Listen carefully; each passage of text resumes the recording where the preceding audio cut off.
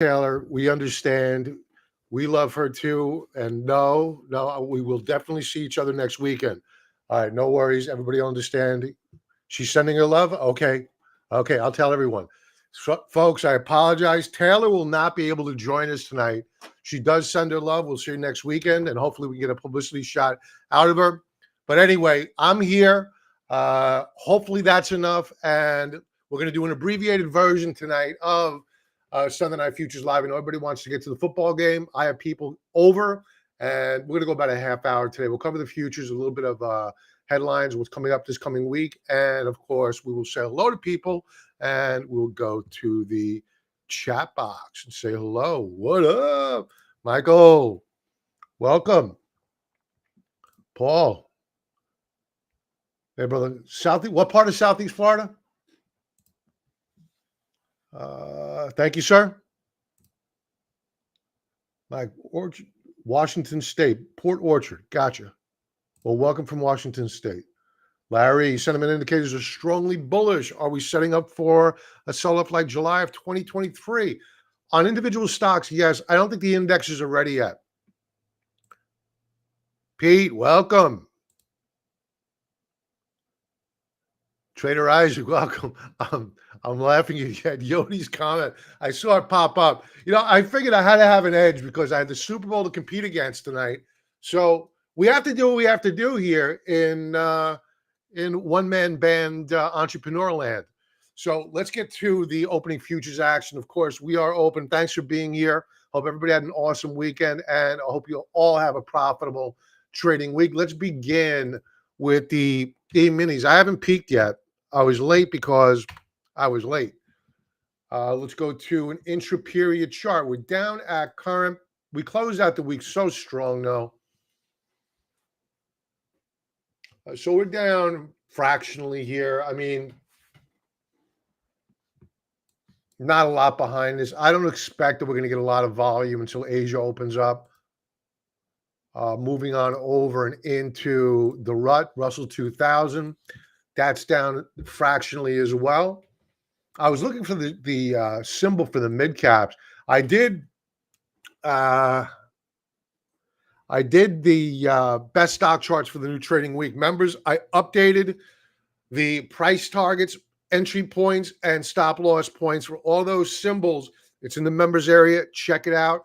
I also had the premium version in there with our strategy. I'm loving the mid caps. Not at the open on Monday unless they gap down to our price target, but loving the mid caps here. Really, really loving the mid caps. My favorite chart. To a lesser extent, the Russell 2000. I may take some out of the Russell. They did well last week, but the mid caps is setting up much better. Everything seems to be down spot 0.09% tonight. This is the Dow futures. And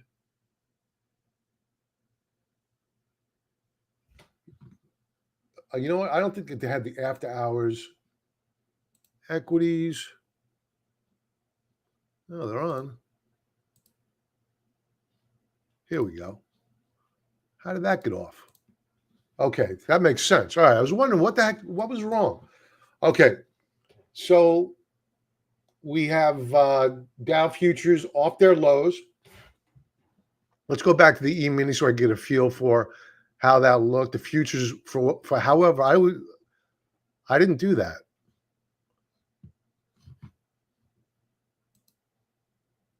Rut off their lows now. I think they're going up. I got to be honest with you. I think they're going up.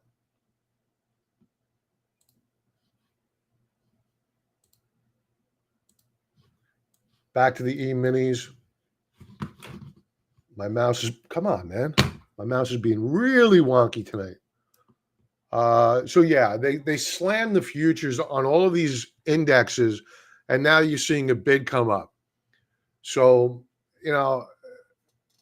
it's early, but I think that we may get a pullback early on Monday and then a rally. I think we still go higher from here. I mean, the only thing that's going to be different this week from last is that the adults are back in town. What does that mean? Last week, we had very little in terms of economic data. And I mentioned last week that that's like a green light for the bulls to continue the rally going because there's not much in terms of headline risk except for earnings. And earnings were, okay. Uh, Going into the new trading week, we have CPI coming up this week. That comes out on Tuesday. And later on in the week, we get PPI. So the economic data reports come out this week, and it's going to be more of a two-sided week, I think, in terms of trade. I mean, last week was just bulls, just a rally and a half. That was bull market heaven last week. So let's take a look. Do I have my mid caps up here? I was looking for them earlier. Where are my mid caps? Loving the mid caps. I do not. I'm going to take one scroll through. I already looked like 4 times. It's actually the reason why I was late. Mid caps. No, I can't find them.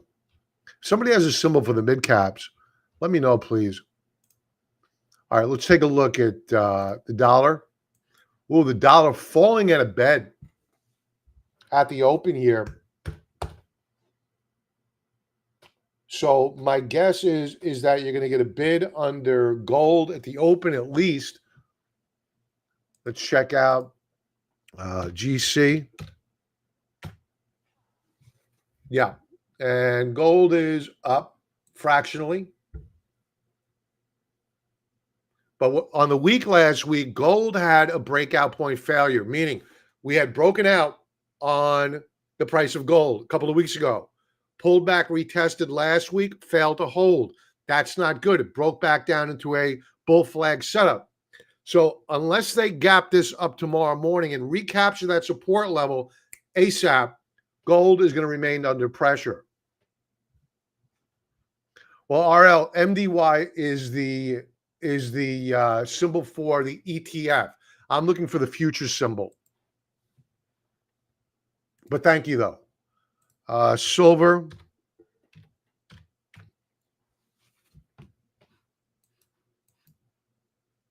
Silver's looking good. It's up a 0.5 percentage point nearly. Silver's looking good. I want to check out the weekly chart here.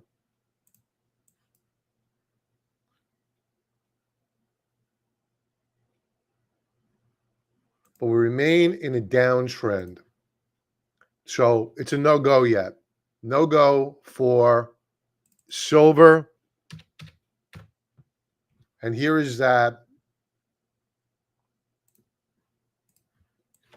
Here is that breakout on gold. Right? We attempted breakout and failed. So I'm not loving gold here unless, of course, it breaks out. We love strength, hate weakness when we're long. Copper prices. Copper has been weak and getting weaker. So here's the odd part about what's going on right now is that you have interest rates threatening to break out. Here, case in point. Let's see how they're opening up right now. All right, so yields are opening up at current, down about a 0.5 percentage point. That is bullish equities. In fact, they're falling out of bed right now. But on the week last week, the 10-year yield broke out. So going back to copper, they call it Dr. Copper for a reason. And Dr. Copper implies that you have economic global strength. And this is not indicative of global strength. This is indicative of nobody wants copper. And if nobody wants copper, that means nobody's building. And that's a problem because that means growth is under pressure. And if growth is under pressure and you have yields that are rising, major problem. So not good. So if you want to know an underlying, I was pretty bullish on best stock charts this coming week. The only thing that's out there is you saw the yield curve steepen last week slightly, no big deal. Stock shrugged it off. However, yields broke out last week and they recaptured a support level. Now they're down in the pre-market. That could change by tomorrow morning. You take a look at a macro chart of the 10-year yield.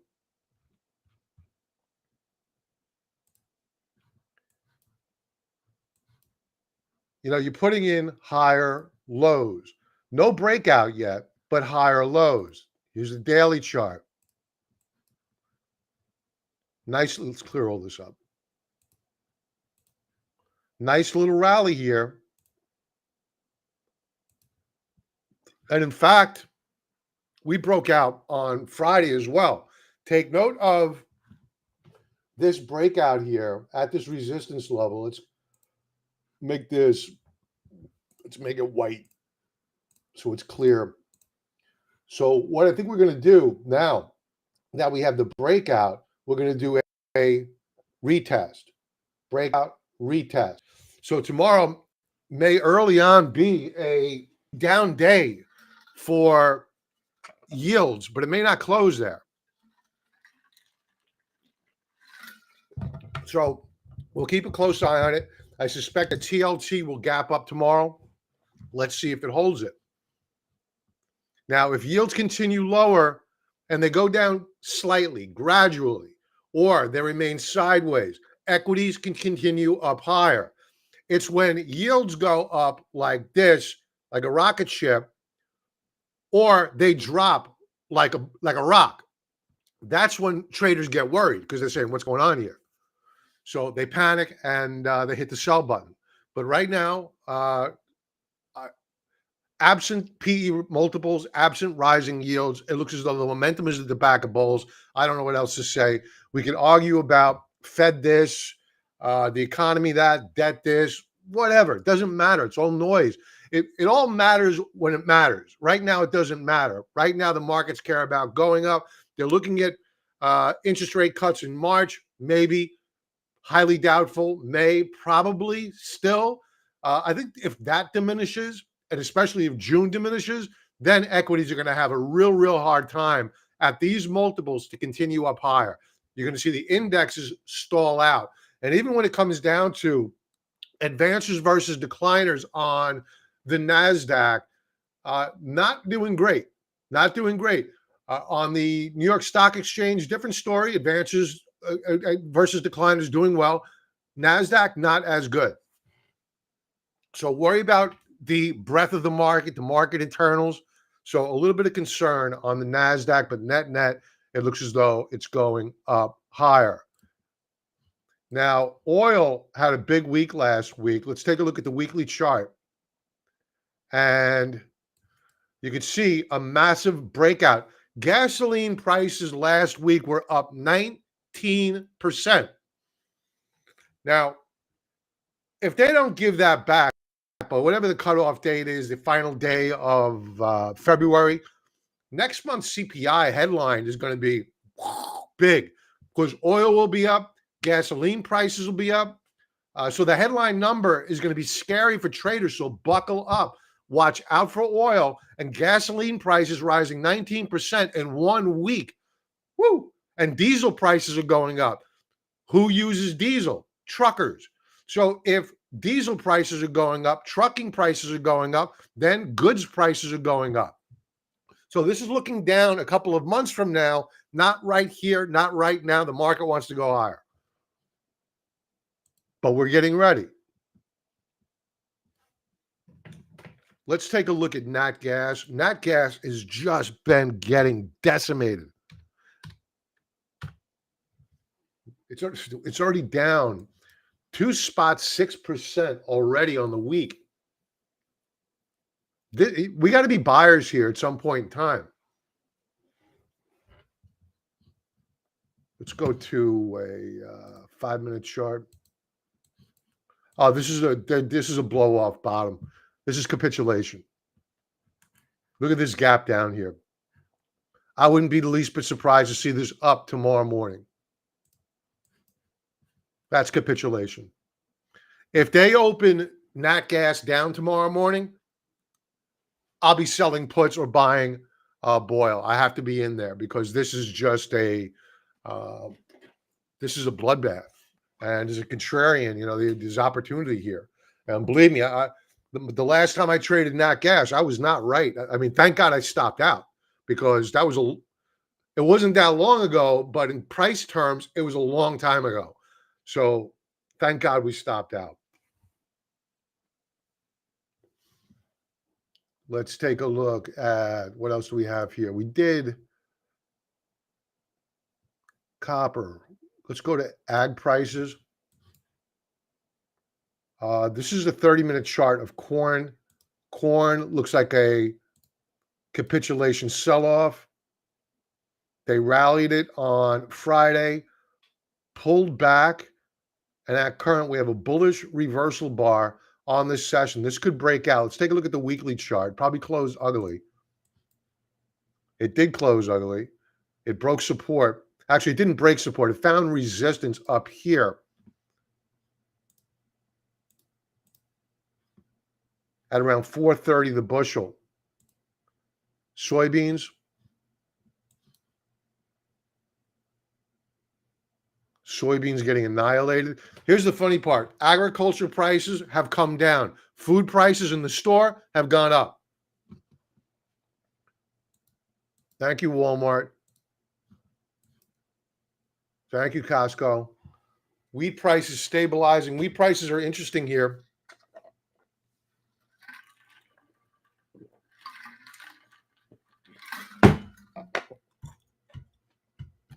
Wheat prices are very interesting here. In fact,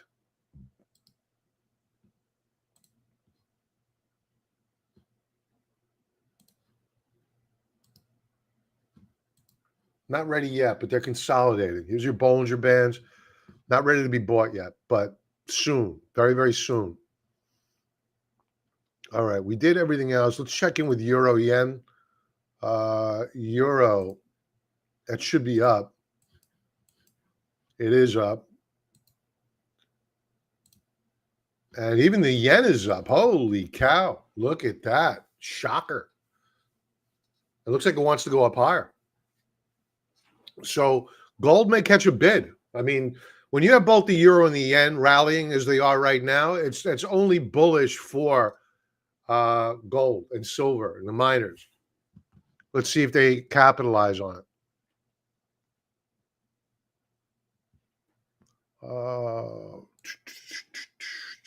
Where's the SP? No, it's not Infinity. And it's interesting that you say that. I mean, you know, I take little bits of commentary, and you hear people, you see a comment like that, and, and you have to have a bunch of comments like that. Meaning, and it's not a knock. Don't take me the wrong way. It's just that once you start getting that, like, oh my God, this can't end. That usually means that you're probably closer to the end than what you really believe yourself to be. So, in all probability, we're going to get a pause very soon. I mean, I have a short on SMCI, and we sold call spreads. So, this stock is just ridiculously overbought.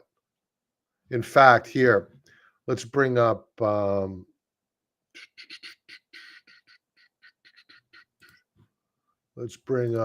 RSI. I'll bring up my save chart of SMCI, but this is one of my favorite shorts right now. And I'm down on it, but it's all right. We sold call spreads. We had a hedge on it, selling some puts. Although I did have to swap out. I bought a put spread, and I sold some common on Thursday, and the thing just shot up, and I said, you know what, I'm not fighting this. So you have RSI here at 93.16.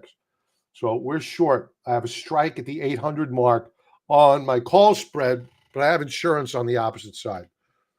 Volume is still good. So, and you take a look at the 4-hour ADX line, and 4-hour ADX is ridiculously overbought, above 70, which is like nosebleed territory. And then you take a look at the weekly chart. You could have said this thing couldn't go up any higher, 2 weeks ago, 3 weeks ago, and it did. So by no stretch of the imagination am I saying this stock can't go up higher tomorrow. It can.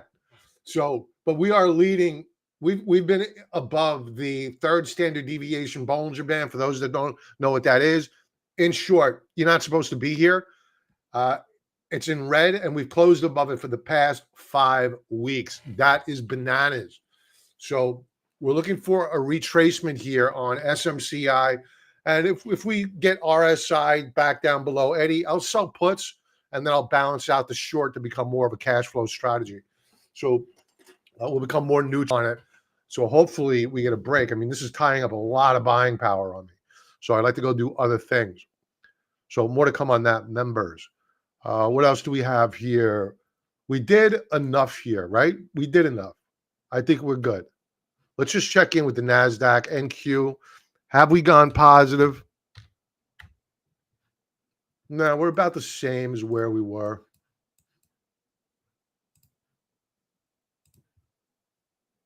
Okay. It's going to be slow this evening because of the Super Bowl. All right. So I did this right before I went live. Another reason why I was late. That's me after my Taylor Swift clickbait. I did Taylor Swift clickbait. Investors Business Daily, top 20 analysis in less than a minute. Go. ADSK. Looks like we're going to have an exhaustion gap. I had the charts in the background. I screwed it up.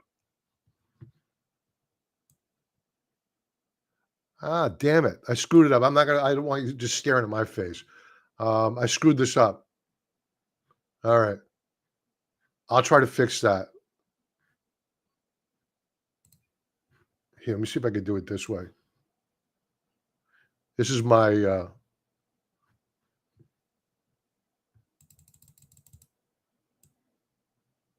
I screwed it up.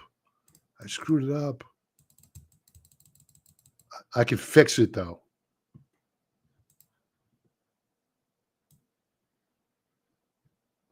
That's the way it's supposed to be.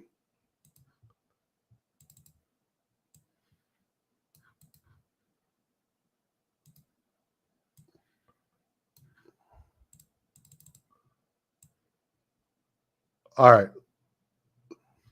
Let's try it.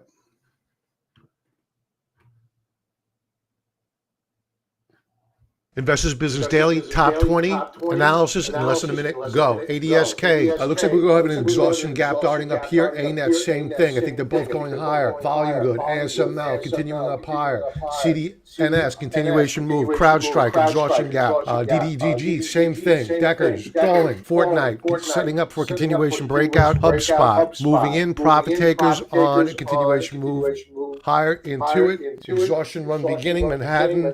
I just want to pause here for a moment. I want you to take note of Autodesk to a lesser extent, but to a greater extent, ANET, CrowdStrike, Datadog, CDNS, Intuit, HubSpot. Meta's a little bit iffy, but they all have the beginnings of what appears to be an exhaustion run. Meaning they can go up higher. Doesn't mean they're not going to go up higher. But what it means is that once you start seeing these candlesticks with these wicks or shadows, topping tails, call them cupcakes, it doesn't matter what you call them.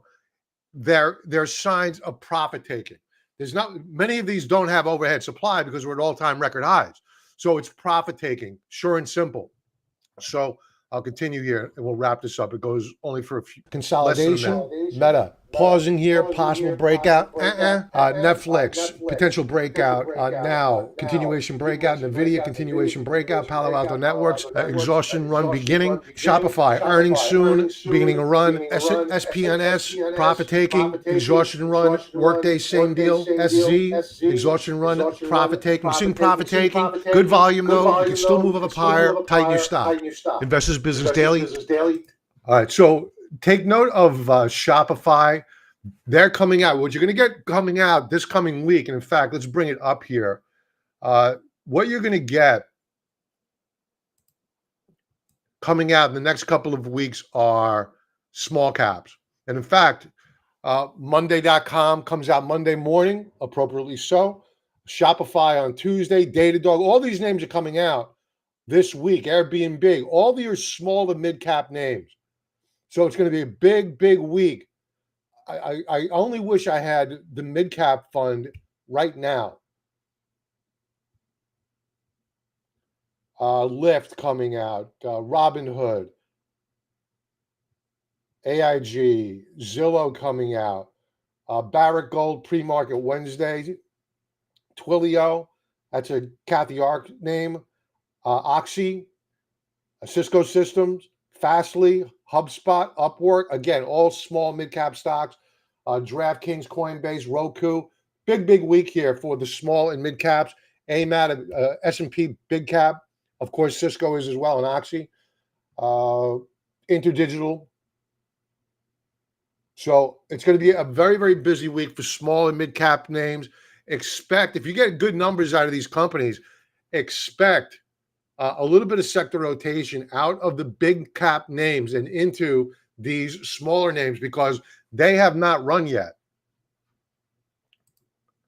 Coming up this week, as I mentioned earlier, on Tuesday, CPI, I always say this too, back in the 80s, 90s, this number here and the budget deficit would have mattered. Now, nobody cares. Nobody cares. Back then, they really cared about that. Tuesday, CPI again at the core. Watch the core number. Watch the headline as well. Empire State Manufacturing Survey coming out on Thursday. Philly Fed comes out on Thursday. We're going to get initial jobless claims. That's a weekly number. U.S. retail sales. Again, big week for economic data. We had very little last week. This week, a lot of it. Industrial capacity utilization, building permits. That's a forward-looking guidance on, or forward-looking indicator on home builders, housing starts. Then on Friday at 8:30, you're going to get PPI. That's Producer Price Index. That is the CPI for the producers. And we'll see whether or not, if CPI is coming in at a reasonable level, better than expected or as expected, are the producers out there not passing along that cost yet to the consumer? If that number comes in weak, even though CPI comes in strong, that's going to be a problem because the market's going to price in forward-looking price hikes on the CPI. So it's not good. And keep an eye on the Fed Watch tool because right now, everybody is still buying this market as if it was a guarantee that there is a Fed cut coming in March. There is no guarantee. In fact, the probability is no move whatsoever. So this at one time was well above 50, 70, 80% probability. Now we're down to 17.5. But the market is still trading as if there's a rate cut. May, I think this is wrong. This was only at 61% yesterday. Now it's up to 83. I don't think that's right. This has been wrong many times before. So let me do a refresh here.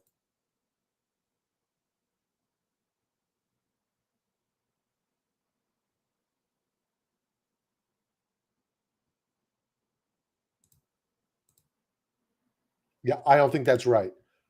That'll get updated tomorrow. I think it's more like 60% probability of a cut. That's what it was yesterday. All right, PE multiples. A PE multiple right now, you would think that the way stocks have been rallying, that the earnings must have been stellar and allowing stocks to grow in terms of valuation. No, the multiple on the S&P 500 right now in a trailing view is nearly 34 versus a 17 historical on a trailing basis. On a forward-looking basis, the forward 12-month PE for the SPX is 20.3. It's above the 5-year average of 18.9 and above the 10-year at 17.7. Is it gross? Is it completely out of the ballpark that we can't move up higher? No. I mean, I lived through 2000. I mean, this got up to 45. I mean, it was crazy. So it can go higher. There's no doubt about it. Yield curve last week ticked up higher, nothing huge. Something to watch, though. Why? Because the macro view is a little bit more threatening, and we're not going to forget this. You know, I'll buy stocks. We bought the small caps a few weeks ago, and they did well last week. We'll buy stocks. However, we're going to make sure that we remember that we have broken out last month on the yield curve. We know that the steepening of the yield curve is a threat to the equity markets. Right now, not much happening here. Therefore, path of least resistance remains up for the equity market.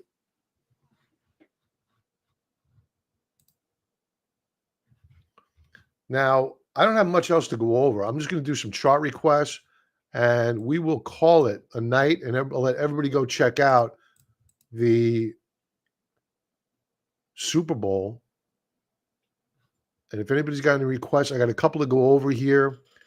SATS Carvana.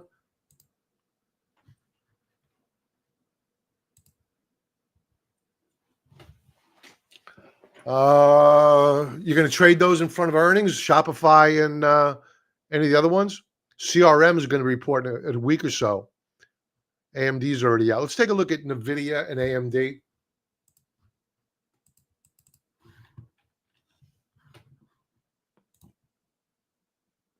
Hey, zigzag on the bag. Thank you, sir. I appreciate it. Love that name. Not watching games, so thanks for the show. You're very welcome. Okay. Oh, we didn't go with Mike. Yes. Thank you. We have to go over live cattle. How is my New York strip? Live cattle. It's down at the open here, but we hit resistance last week on a weekly chart. Hopefully this fails. Goddamn World Economic Forum. Need my iron, protein. I don't want that synthetic stuff. So we're at resistance. Let's see whether or not we double top out here. Hopefully we do. Okay, let's check out what we're going to do. Take a look at NVIDIA. I think NVIDIA is going up. I mean, this is a daily chart, but we broke out of a base on Friday, and I think we're going up here to 770. Let's take a look at CRM.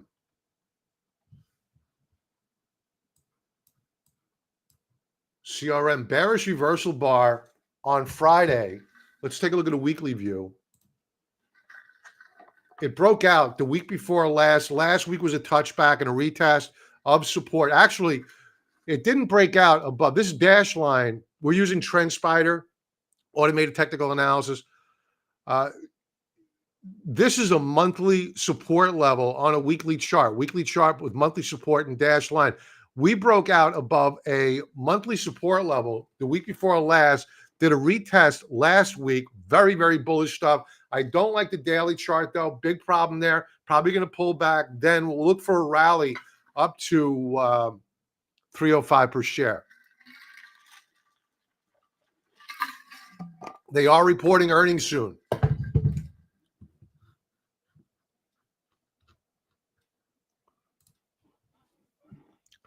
KK, welcome. Hey, Bob, your view on Sava as they applied BTD after good phase 2. Okay, I don't know anything about this company, so I will go over the chart, but when it comes down to fundamentals, I look directly to Investors Business Daily to tell me what the fundamentals are. So Kava Sciences. I like the chart. I mean, it's a good-looking chart. Here's your resistance level right at 2609. You're stair-stepping higher. You got to love this. Stair-step, stair-step, pop, consolidate, expect a pop. Trend is up. Daily chart. You got some resistance above here. As noted by the topping action, 2 sequential days of bearish reversal days. You may get a pullback here. I think that pullback's to be bought, though.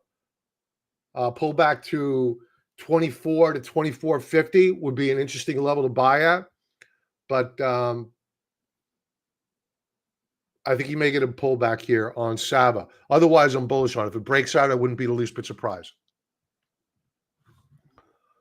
Uh, Mike, tech, AI.